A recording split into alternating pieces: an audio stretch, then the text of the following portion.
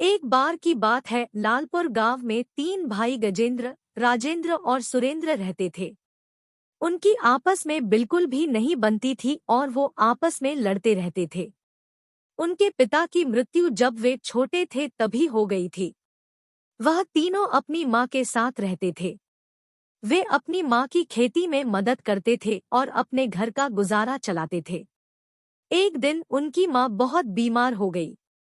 उनकी माँ ने तीनों भाइयों को बुलाया और कहा कि मैं शायद अब ज्यादा समय तक जिंदा न रह सकूं, लेकिन मेरी एक इच्छा है, क्या तुम उसको पूरा करोगे? तीनों भाइयों ने माँ की इच्छा के बारे में पूछा। माँ ने बोला, मैं यह चाहती हूँ कि तुम सब एक बड़ा घर बनाओ और साथ में रहो। तुम सब खूब तरक्की करो। उनकी यह बात सुनकर गजेंद्र ने बोला कि ठीक है माँ, हम आपकी इच्छा को पूरा करेंगे, लेकिन तुम बस जल्दी से ठीक हो जाओ। इसके बाद वह बाहर चले गए।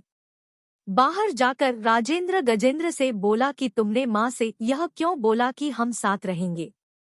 मैं तुम्हारे साथ नहीं रहने वाला। सुरेंद्र भी बोला, मैं भी तुम दोनों के साथ नहीं रहने वाला। तुमको माँ को सच बोलना चाहिए था।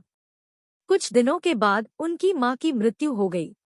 इसके बाद उनने सोचा माँ की आखिरी इच्छा थी अच्छा बड़ा घर बनाने की। तीनों भाइयों ने जो भी पैसा था उसको तीन भागों में आपस में बांट लिया। इसके बाद तीनों अपना अपना घर बनाने के लिए चल पड़े।